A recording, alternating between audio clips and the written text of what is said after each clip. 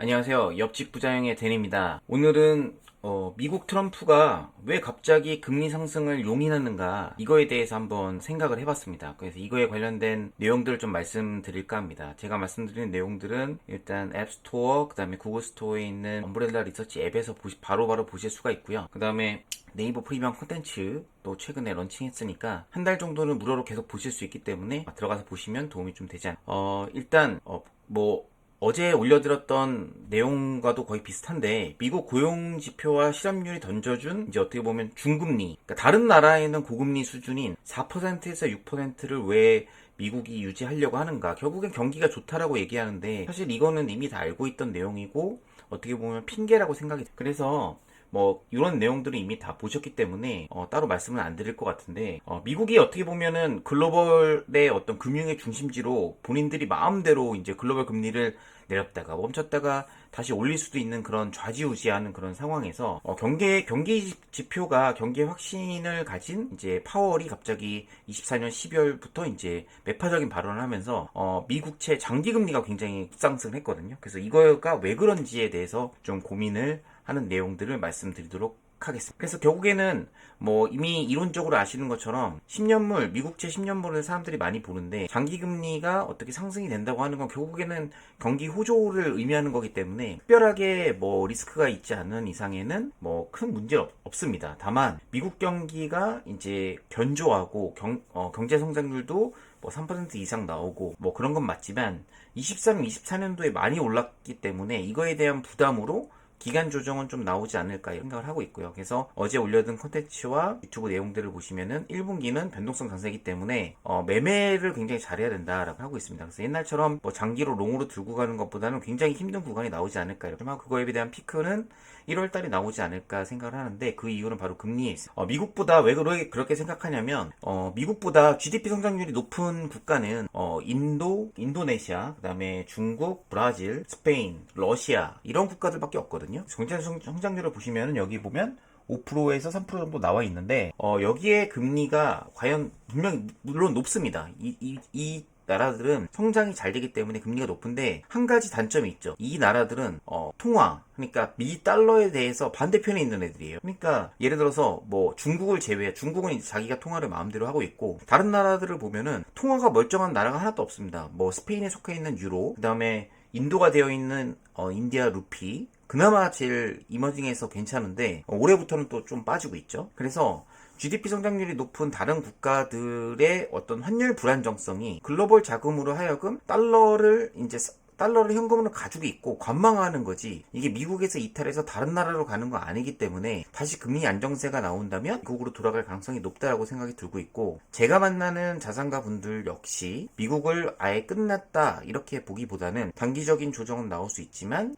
다시 미국 위주로 들어갈 거다라고 생각을 하는 이유라고 보시면 될 것 같습니다. 결국엔 주식시장은 GDP의 성장, 그 다음에 기업 실적과 어떤 나라의 성장에 따라서 가기 때문에, 한국이 1% 미만 성장이기 때문에 굉장히 어려운 상황이잖아요. 그래서 미국을 지금 버려야 될 때는 아니지만 계속 관심 있게 봐야 된다라고 생각을 하고요. 일단 그래서 본론으로 들어가면, 미국의 부채 현황을 먼저 알아야 트럼프가 금리 상승을 용인하는 이유를 좀 알 수 있을 것 같아요.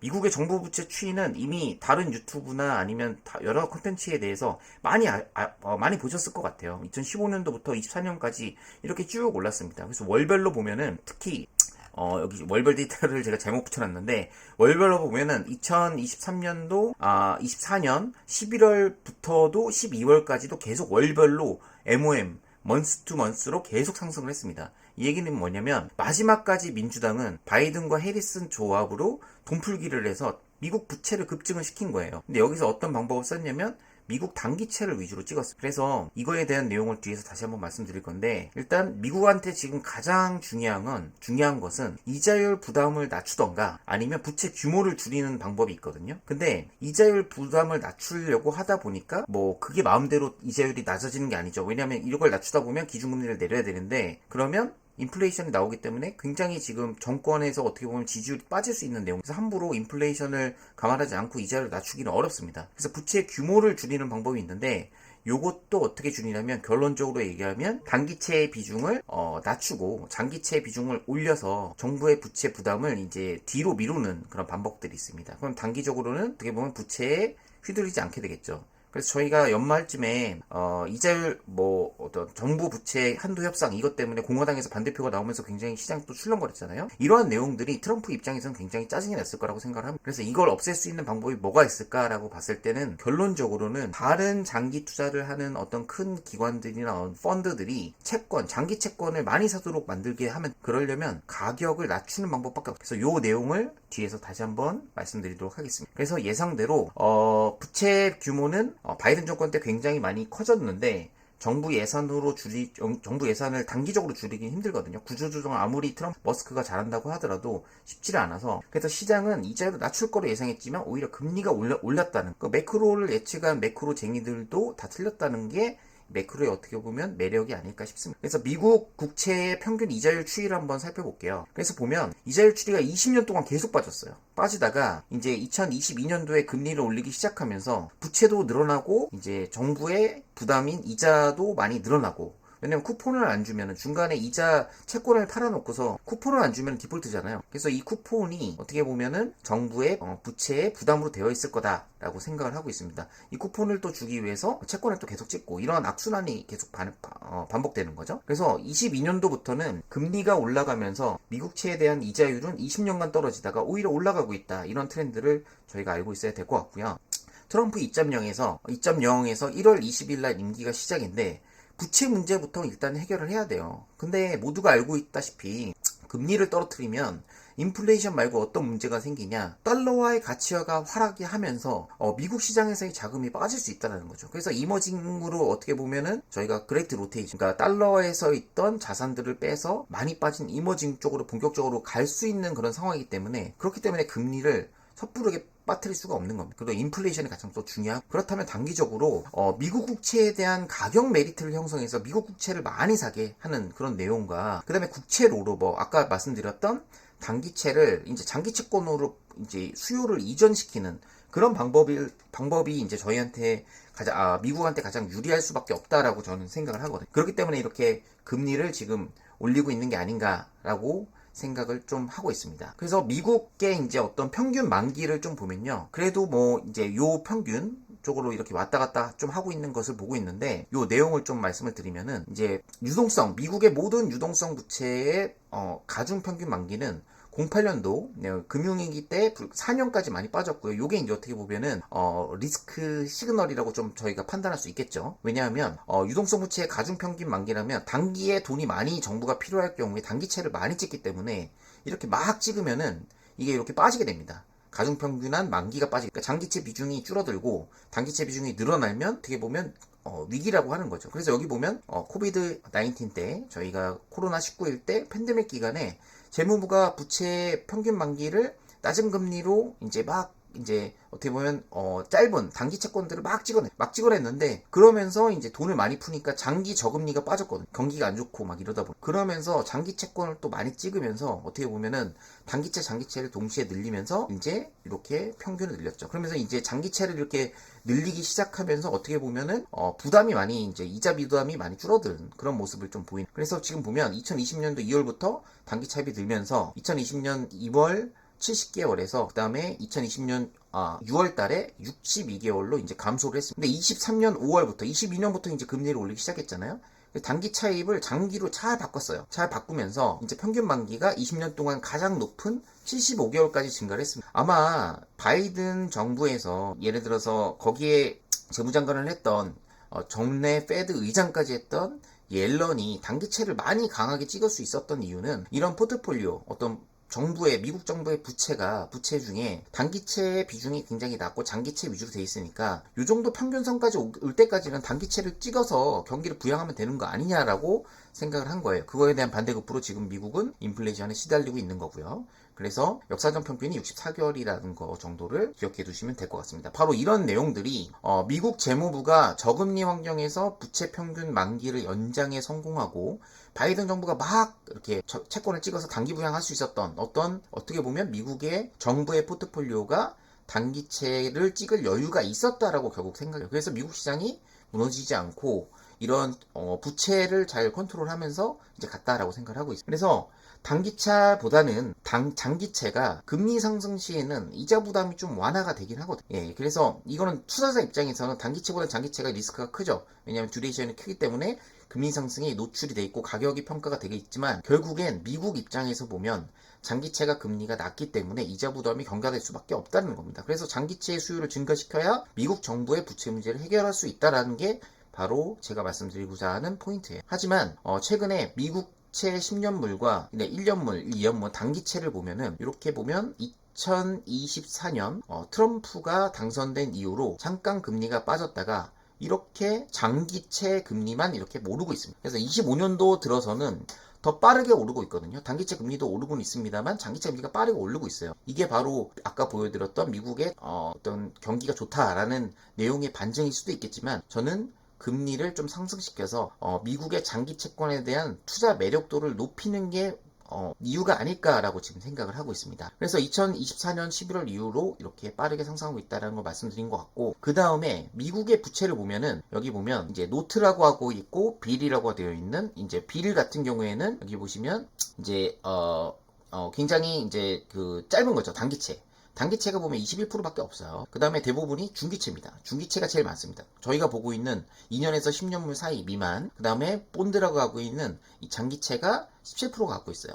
이 장기채를 제가 어떻게 했죠? 늘려야 정부의 이자 부담이 줄어든다라고 이제 말씀을 드렸죠. 물가연동 채권은 뭐 이자율이 올라가면 뭐 인플레이션이 올라가면 그거에 따라서 이자가 올라가기 때문에, 그렇지만 요거는 비중이 작기 때문에 그렇게 이게 큰 의미가 없어요. 그래서 미국의 장기적인 펀더멘털이 좋아진다는 시장을 준 2024년 12월부터 장기채 금리가 상승하는데 이걸 트럼프가 왜 그냥 놔둘까? 구두 개입이라도 할 텐데. 그러면 장기채권의 하락은 장기채권 투자자들한테 매력도를 증가시킨다는 얘기. 이 얘기는 또 뒤에서 바로 말씀드리도록 하겠습니다. 그러면 미국 재무부의 채권 발행 스케줄을 보면요, 단기채는 매주 찍어요. 뭐 13주, 26주, 52주 만기 채권 발행이 있기 때문에 계속 찍는다고 보시면 되는데, 일단 장기채에 이런 분기별로 이제 찍는 그런 스케줄이 나옵니다. 그래서 이번 1분기에는 언제 있냐라고 보면 1월 달에 있습니다. 그래서 특히 20년, 30년의 만기채는 분기별 신규 발행 및 월별로 추가 발행을 하기 때문에 단기채보다는 발행 스케줄이 낮다라는 걸 저희가 좀 해야 될 것 같고요. 통상적으로 이런 금리가 어떻게 보면 장기채 같은 경우에는 채권을 이제 어떻게 보면 팔았을 때 돈이 정부로 많이 들어오게 해야 되잖아요. 그렇기 때문에 금리를 일부러 낮추는 게 어떤 통상적인 어떤 내용들입니다. 하지만 이번에 트럼프는 결국엔 금융을 잘 이해하고 재무장관인 스콧 버레트가 채권쟁이였잖아요. 그렇기 때문에 어떻게 보면 여기서 어떤 채권 투자자들한테 큰 투자 기회를 주려고 일부러 금리를 이렇게 높이는 게 아닌가라고 하고 있어요. 네, 그래서 미국의 단기채 물량이 전체에서 15% 20%밖에 안 되기 때문에 중장기 채권 발행 성공이 부채 구조 최적화의 열쇠다. 그러면 트럼프가 일단 1월 20일 날 취임을 하고 정책을 내두는데 자꾸 예상 걸고 공화당에서 태클 걸고 이렇게 하는 것보다는 이러한 미국 채권의 부채 문제를 빨리빨리 해결해야 다음 넥스트 스텝으로 갈 수 있다는 거가 정치적인 이유로 금리를 지금 올리고 있는 게 아닌가라고 생각을 해보겠습니다. 물론 저의 내피셜입니다. 그래서 이런 본드라고 하는 20년에서 30년 장기 국채의 이제 스케줄을 좀 살펴보면은 25년도 1월 16일 날 이제 어나운스 데이 어떤 발행 조건들이 이제 나오게 되고, 실제로 옥션은 1월 22일 날 해요. 그러면 1월 20일 날 취임을 하고 1월 22일이 되면은 옥션이 됐을 때 장기 채권을 금리가 막 이제 최근 동안에 가장 높은 금리가 되어 있으면 채권을 가장 싸게 미국이 팔 수 있는 겁니다. 그러면 단기채를 팔고 채권 투자자들은 장기채를 사겠죠. 왜냐면 장기채가 지금 많이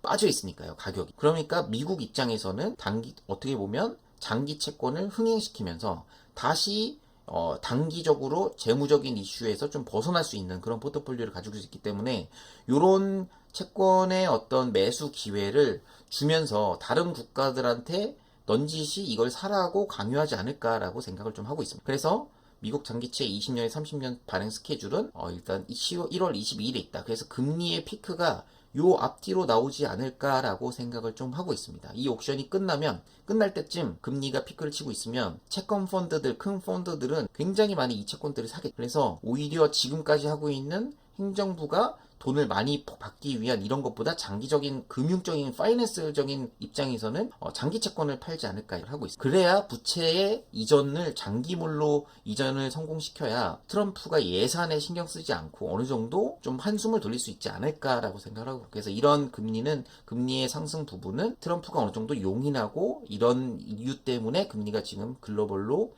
미국채 금리가 급등하니까 다른 나라도 같이 오르고 있지 않나라고 생각을 합니다. 그래서 지금 방금 여태까지 말씀드린 것들은 제가 이제 말씀드렸고, 스캇 버센트는 제가 이전에도 유튜브에서 한번 말씀을 드렸는데 채권쟁이에요. 예. 그래서 채권쟁이이고, 어떻게 보면 재무장관을 지금 하고 있는 조지 소로스의 오른팔이 채권으로 큰 인물이기 때문에 이런 것들을 너무 잘 알고, 친구들이 아마 큰 펀드의 채권 펀드 매니저가 아닐까요? 조지 소로스 당연히 스승님이고요. 그럼 이런 사람들한테 이거에 굉장히 큰 기회로 매수를 찍을 수 있어서, 채권 금리가 빠질 때 채권 가격에 베팅하는, 이자율 하락에 베팅하는 레버리지로 굉장히 큰 수익이 나지 않을까라고 생각을 하고 있습니다. 따라서 달러 강세는 좀 완화가 되더라도 이런 장기 채권을 투자하려는 의지가 있는 사람들한테 채권의 가격, 그러니까 채권 금리가 너무 올라가 있으니까 금리가 조금만 빠져도 평가 이익이 생기거든요. 단기로 수익이 바로 난단 말이에요. 그래서 이런 것들로 이제 장기채이기 때문에, 장기채일수록